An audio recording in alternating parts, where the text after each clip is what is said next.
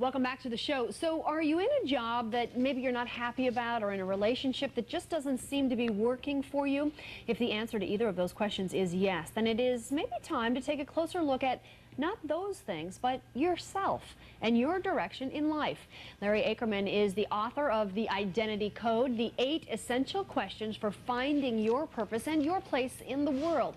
He's live in our studios this morning with the details. Good morning to you, Larry. Good morning, Connie. How are you? I'm great, thank you. So Good. in your book, you go really against the belief that people can be whatever they want to be. In fact, just in the first line, you say to throw away the fact that you could be anything you want to be. Why is that? Oh, it's a terrible, terrible myth. Why is that? Because it's not true. You can't be anything you want to be in this life. We're all governed by a sense of identity that is born into us, and either we follow its true path or probably wind up being pretty unhappy people. So it's not like we're just free to decide we want to be a toe dancer, a bridge builder, or the next U.S. female president. We have to understand first who we are, and if we live according to who we are, we're going to be far happier people. Far happier people. A lot of families, mine included, my father went into the insurance industry because my grandfather was in the insurance industry, was there, a couple of years and realized he didn't want to do it.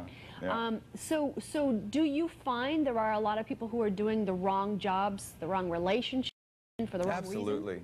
Oh, yeah. There are so many people who will come to me, people I work with, people who have read the book, who will acknowledge that they're doing what they're doing because they think they have to do it. They're basically going through the paces or the motions, but deep inside they're not happy people. They're frustrated. Sometimes they're angry, sometimes they're sad, and they don't know what to do next. Yeah. Okay. So in your book, you really go through 8 steps and Yes. 8 that you really have to look at yourself and analyze. Let's go over those for everybody. Start with the first one and what's so important about who am I?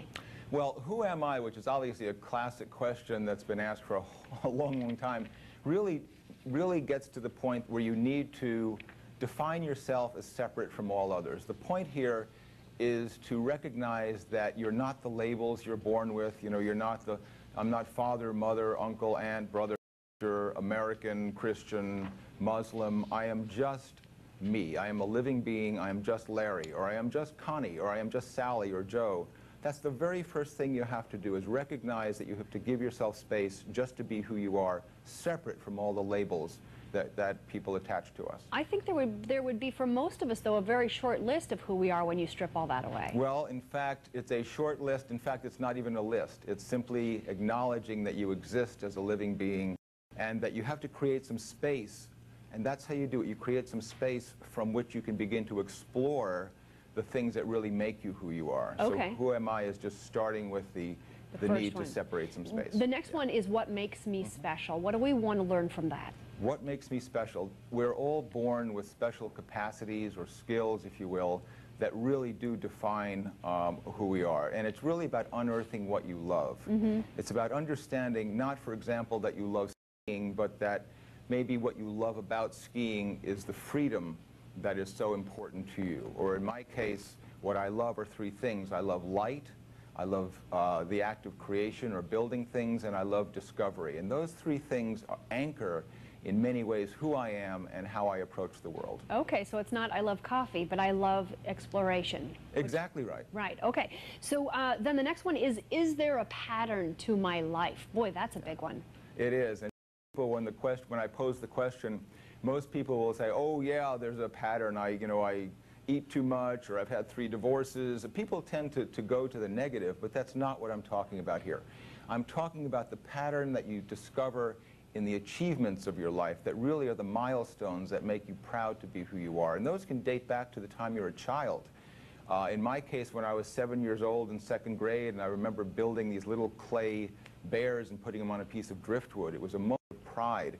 And as you bring yourself forward in life, there are those 6 or 7 or 8 or 10 milestones that really define the pattern of your life in a constructive way. And when you put them together and you look at them holistically, there's a theme. And what I'm getting at is understand the theme that is revealed in the achievements that are meaningful to you over the course of your life. Boy, that's a positive exercise, just because we lean toward the negative of We do. patterns rather than the positive. I was trying to come up with positives there for a minute.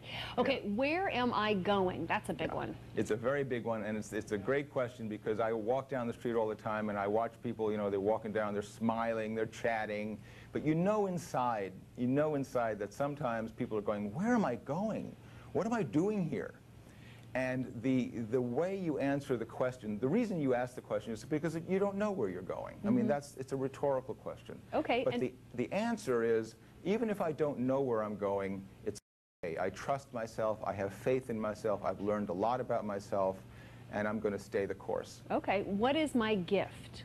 What is my gift? It's like reaching the summit, if you will, in this identity process, because your identity is indeed your gift to the world. And when you understand your gift, you understand what your purpose is. And the way you do it is you follow the signs of joy, those things that give you great satisfaction, almost a sense of elation, a sense of warmth, whatever it is you're doing. And that is the moment where you can indeed define your identity. And in my case, for example, people will say, well, you know so much about identity. What's your identity, Larry? And mine is that I am driven by the need to help people to see. That is the essence of who I am. Okay, that builds value in yourself. Who can I trust? What is my message? And the final one, will my life be rich? Are you talking about money there, or are you talking about meaning?